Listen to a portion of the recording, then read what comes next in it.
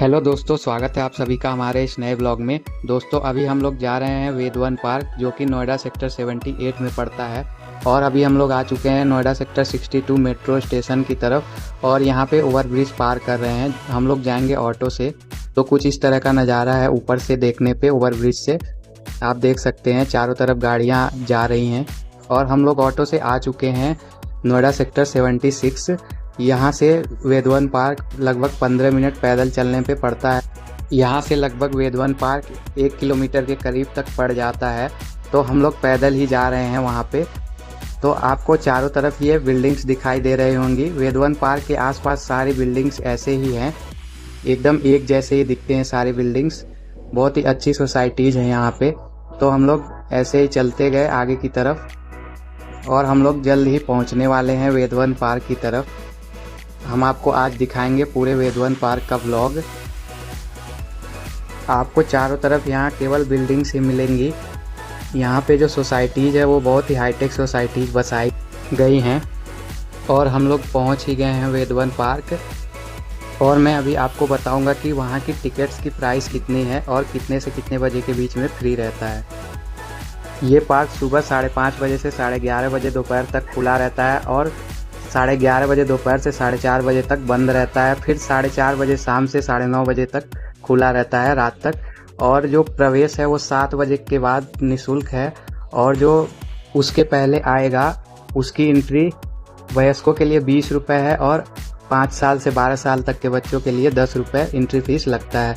और ये है टिकट काउंटर जहाँ से हमने टिकट लिया। और हम यहाँ से टिकट लेने के बाद अब जाएंगे अंदर की तरफ। और हम लोग आ चुके हैं गेट के अंदर, अब बढ़ते जा रहे हैं अंदर की तरफ। तो कुछ इस तरह का नज़ारा है चारों तरफ, आप भी देखने को पाएंगे जब भी आएंगे यहाँ पे घूमने को। तो ये बहुत ही खूबसूरत पार्क है जो बनाया गया है नोएडा सेक्टर 78 में। अगर आप मेट्रो से आएंगे तो नोएडा सेक्टर 101 में आपको उतरना पड़ेगा और वहाँ से ये पार्क लगभग 10 मिनट पैदल चलने की दूरी पर है सेक्टर 78 में। और अगर आप ऑटो से आएंगे तो सेक्टर 76 उतरना पड़ेगा, वहाँ से लगभग 15 मिनट पैदल चलने पे आप इस पार्क तक पहुँच सकते हैं। तो हम लोग ऑटो से ही आए और हमें वहाँ से 15 मिनट लगे पार्क में पहुँचने के लिए। तो पार्क के चारों तरफ कुछ इस तरह का नज़ारा आपको देखने को मिलेगा जब भी आप आएंगे। तो चलिए दोस्तों मैं बताता हूँ इस पार्क के बारे में। नोएडा सेक्टर 78 में यह पार्क बना हुआ है और 12 एकड़ में ये पार्क बसाया गया है। इस पार्क की एक खास बात है कि यह एक बहुत ही मंत्रमुग्ध कर देने वाला पार्क है। और इस पार्क में आप परिवार और दोस्तों के साथ घूमने के लिए आ सकते हैं। ये एक बहुत ही आदर्श स्थान है फैमिली के घूमने के लिए। और ये जो पार्क है वो सप्तऋषि पर आधारित पार्क है। और वेदवन पार्क जो है वो सप्तऋषि पर आधारित प्रदेश का पहला पार्क है जिसे ऋषि मुनियों को समर्पित किया गया है। और ये 4 जुलाई 2023 को लोगों के लिए खोला गया है। इतना ही नहीं, हर जोन में ऋषियों के जीवन से जुड़ी किसी घटना को स्कल्पचर और आर्ट के जरिए प्रदर्शित किया गया है जो सप्त ऋषियों के बारे में उनके जीवन की घटना को दर्शाता है। पार्क के बीचों बीच ऋषि अगस्त्य की 30 फीट ऊंची मूर्ति लगाई गई है। अगस्त्य के बारे में कहा जाता है कि एक बार इन्होंने अपनी मंत्र शक्ति से समुद्र का समूचा जल पी लिया था, जिसका सजीव वर्णन पार्क में किया गया है। और उत्तर प्रदेश के मुख्यमंत्री योगी आदित्यनाथ ने इस पार्क का लोकार्पण कर जनता को समर्पित किया है, जिसमें नई पीढ़ी को ऋषि मुनियों के साथ वेदों का ज्ञान भी मिल सकेगा।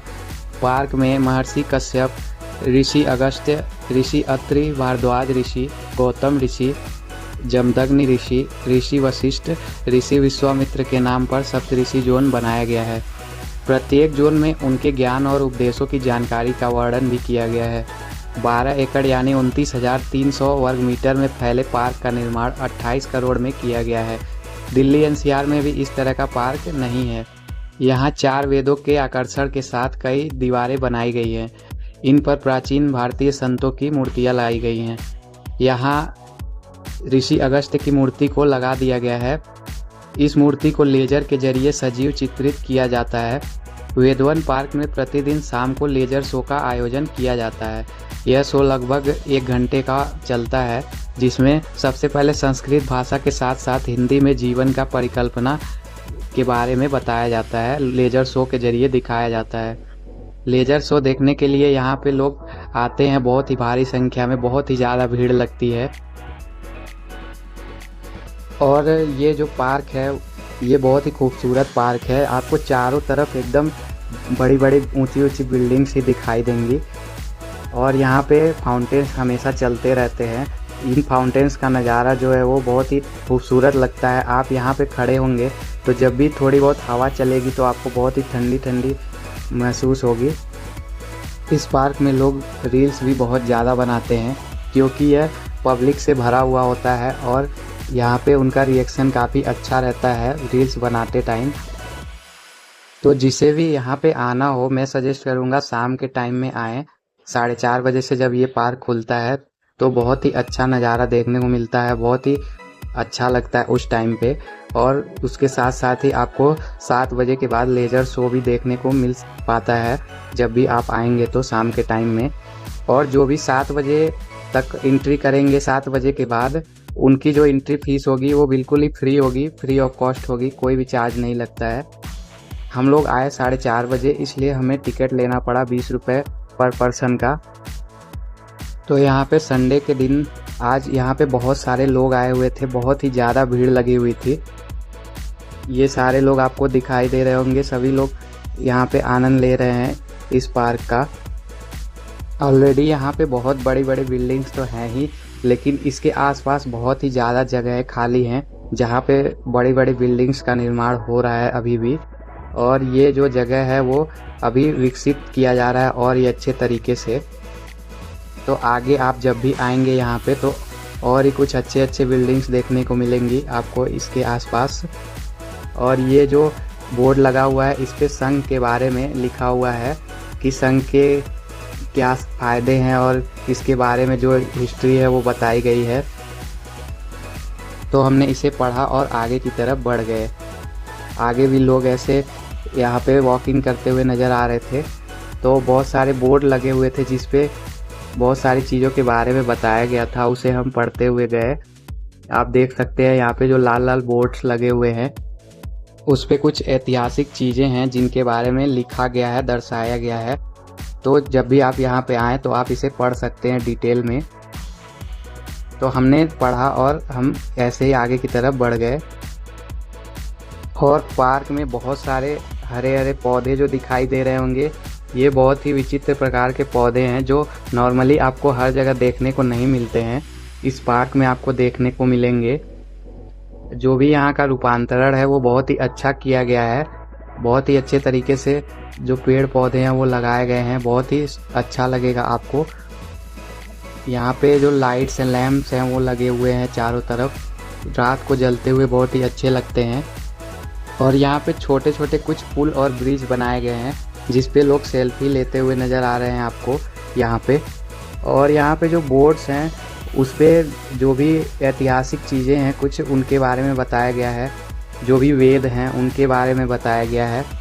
और जो ऋषि मुनि थे जैसे कि महर्षि कश्यप, ऋषि अगस्त्य, ऋषि अत्रि भारद्वाज, गौतम ऋषि, जमदग्नि ऋषि, ऋषि वशिष्ठ और ऋषि विश्वामित्र, इन सब ऋषियों के नाम पे यहाँ पे जोन जो बनाए गए हैं उनमें बहुत सारी आपको जानकारियाँ मिलेंगी और उनके उपदेशों को यहाँ पे दर्शाया गया है बोर्ड्स के रूप में। यहाँ बोर्ड्स पे लिखा भी गया है और उनके नाम भी लिखे गए हैं कि किन किन ऋषियों ने क्या क्या उपदेश दिए थे। और जो हमारे पुराने 4 वेद हैं, ऋग्वेद, सामवेद, यजुर्वेद और अथर्ववेद, इनके बारे में जो नई पीढ़ी है वो जान सके और उसके बताए गए उपदेशों पर थोड़ा अमल कर सके। और अभी थोड़ी देर में लेज़र शो जो है वो स्टार्ट होने वाला है, 7 बजने ही वाले हैं। अभी लगभग शाम के 6:30 बज रहे थे। तो कुछ इस तरह का नज़ारा दिख रहा था और शाम के टाइम में ही अच्छा लगता है यहाँ पे आना, इसलिए हम शाम को ही आना सेलेक्ट किए कि शाम को चलेंगे तो बहुत सारी भीड़ होगी, बहुत अच्छा लगेगा। और हम चलते चलते आ गए पार्क के पिछले हिस्से की तरफ, जहाँ से ये जो फाउंटेन्स है, फव्वारे हैं, इनका जो नज़ारा है कुछ इस तरह का दिख रहा है आपको। और यहाँ की ख़ास बात ये है कि यहाँ पे जो टिकट है वो 7 बजे से फ्री कर दिया जाता है, एंट्री बिल्कुल ही फ्री हो जाती है। ताकि ज़्यादा से ज़्यादा लोग जो लेज़र लाइट शो है वो फाउंटेन्स के ऊपर जो चलाया जाता है उसका आनंद ज़्यादा से ज़्यादा मात्रा में लोग ले सकें और वेदों के बारे में जान सकें। नई पीढ़ी के लोग वेदों के बारे में बहुत सारे लोग अभी भी नहीं जानते हैं, जिसकी जागरूकता लोगों में फैलाई जा सके, जिससे कि लोग वेदों के बारे में जानने के लिए रुचि रखें। और पीछे की तरफ आने पे ये फेंस लगाया गया है जिस पे मछलियों की कलाकृति, गाय की कलाकृति, पेड़ और घोड़े और फूल, बहुत सारी चीज़ें, सुराही बनाई गई है, शंख बनाया गया है जिस पे अमृत मंथन और भी कुछ चीज़ें लिखी हुई हैं। यहाँ पे तीर धनुष बनाया गया है, आप देख सकते हैं। बहुत ही सुंदर तरीके से इस पे दर्शाया गया है और आगे की तरफ ये हाथी भी इस पे बनाया गया है। और इसके जो पीछे का हिस्सा है वहाँ पे छोटे छोटे पौधे, पेड़ वगैरह लगाए गए हैं। तो दोस्तों अब हो चुका है टाइम लेज़र शो के स्टार्ट होने का। तो दोस्तों हम आपको अब दिखाने वाले हैं लेज़र शो को, तो आप लोग इस ब्लॉग में बने रहिए। बस थोड़ी देर में स्टार्ट होने जा रहा है लेज़र शो। तो दोस्तों अब स्टार्ट हो चुका है लेज़र शो, आप देख सकते हैं। बहुत ही सुंदर तरीके से यहाँ पे दर्शाया जाता है लेज़र शो को फाउंटेन्स के ऊपर, और इस पे वेदों के बारे में दर्शाया जाता है, ऋषि मुनियों के बारे में दर्शाया जाता है और उस समय की जो संस्कृति थी उसके बारे में बताया जाता है। तो दोस्तों इस ब्लॉग में आज के लिए इतनी जानकारी थी और आप लेज़र शो का आनंद लीजिए और पूरे ब्लॉग को देखिए। इसमें वेदों के बारे में पूरे अच्छे तरीके से बताया गया है, जिसकी पूरी वीडियो मैंने इसमें डाली है, आप लास्ट तक ज़रूर देखिए।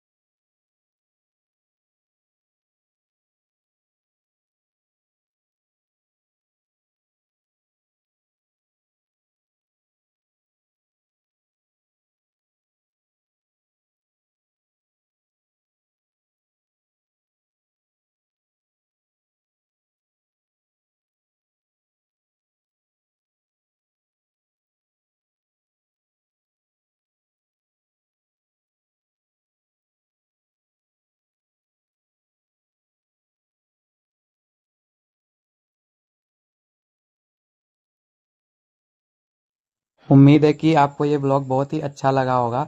अगर आपको वीडियो अच्छी लगी हो तो चैनल को सब्सक्राइब करें और इस वीडियो को लाइक ज़रूर करें और अपने दोस्तों में ज़्यादा से ज़्यादा शेयर करें। अब मिलते हैं आपसे एक नए अगले ब्लॉग में, तब तक के लिए धन्यवाद।